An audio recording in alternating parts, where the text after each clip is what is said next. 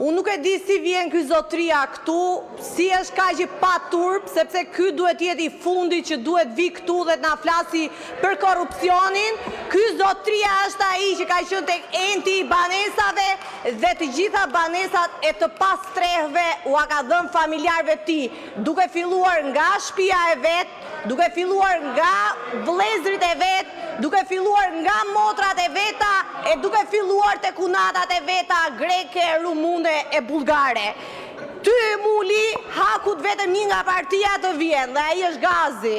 Ai ta ka treguar vendin atje ku të ka kallëzuar. Kështu që jepi përgjigje kolegu tënd Muli për korrupsionin e për gjitha të tjerat.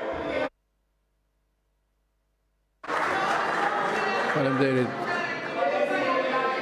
Zonja Josefina Topalli ka kërkuar fjalën për shëndur. Zonja Topalli. Në floktore. Zoti kryetar, votimi i ministrave të ri në një kaos total parlamentar është ftyra e një pushteti që po shkërmoqet. Ndrimi kaq shpejt i ministrave pa kaluar as 5 muaj dhe biles pa ja mësu emrin publiku është shprehje e një pushteti që po shembet. Por e vërteta është, këtyre mund t'i duket vetja se janë ministra, por ministrat e vërtet nuk janë parlament. Ministrat e vërtet janë ato kapot e grupeve të fortëve që nuk dalin kur në kamera. E dyta, ndryshimi i rregullores pa kaluar 5 muaj në mënyrë të njëanshme është gjëja më pabesueshme, por edhe kjo është shprehje paniku të një pushteti që po rrëshet. Shkurtimi i kohës së deputetëve të opozicës dhe zgjatja dënimit të këtyre deputetëve ndodh vetëm në vendet që rrëshasin në diktatura. Ndaj dhe shqiptarët janë të vetëdijshëm se në çfarë momentit po jetojmë ne. Por ne harrojmë edhe një moment tjetër, që pushtetet që rrëshasin në bashkëpunim me krimin dhe me narkosit, mendojnë se mund të përfitojnë nga momente kur zhvillohen luftra. Dhe biles ndoshta edhe i pëlqen. Por, ndërkohë që ne këto zhvillojmë seancë plenare në kaos total dhe me ministra që kanë ikë pa u votuar mirë dhe që s'ja din asnjëri as emrit, për shembull në parlamentin italian thrasin ministrin e jashtëm dhe i kërkojnë të dinë se çfarë bën një shtet për të mbrojtur qytetarët e tij në ato zona që po bombardohen nga vendet që nuk mbrojnë asnjë vlerë dhe që janë një rrezik për gjithë botën. Çfarë bën ky që ju quhni shtet për të mbrojtur qytetarë që ndodhen në ato vendet e lindjes mesme? A ka pyet kush? A ka pyet kush në një nga Ministria e Jashtme apo Ministria e Mbrojtjes, po ju dhe i hiqni, ju nuk dini se kur vinë dhe kur ikën. Dhe një e fundit, në 3 dekada nuk ka ndodhur kur që kur ndrohen këta që quhen ministra, kryeministrit mos jetë. Nuk e di se sa fuqi keni ju për t'i thënë se kjo është një përbuzje ndaj parlamentarizmit, ndaj majorancës, ndaj qeverisë, por kjo shkel mi çdo gjë, zoti kryetari i parlamentit.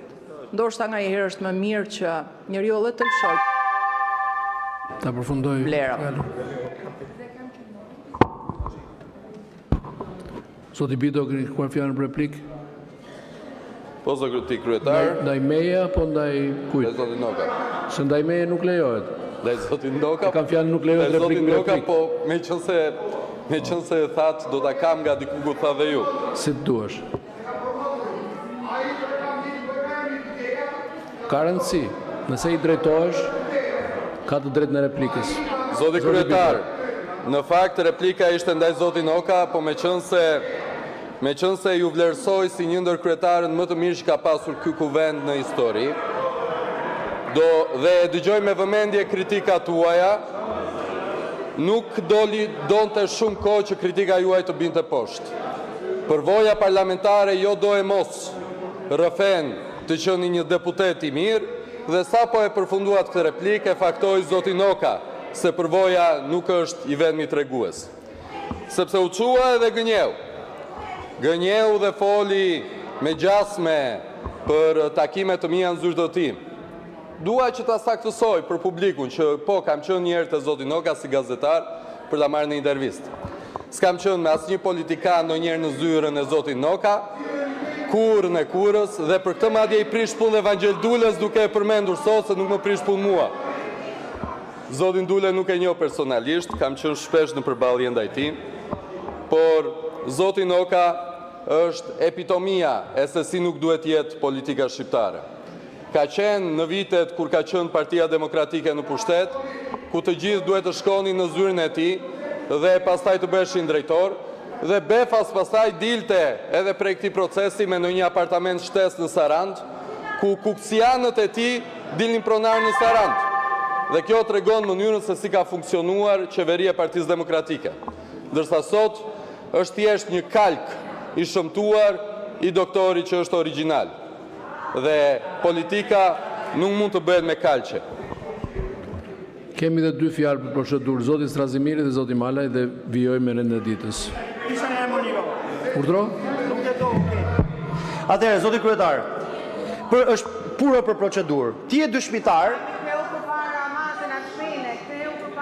Mund të më krijosh kushte? Ju lutem qetësi të dëgjojmë fjalën e kolegut.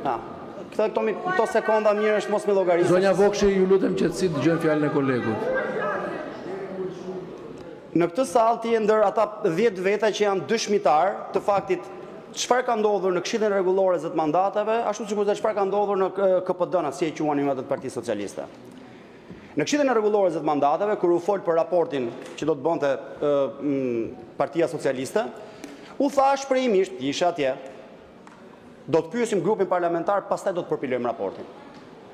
Ju pam live kur erdhi sekretari i parë. Foli në KPD, ku diun si e quani grup parlamentar.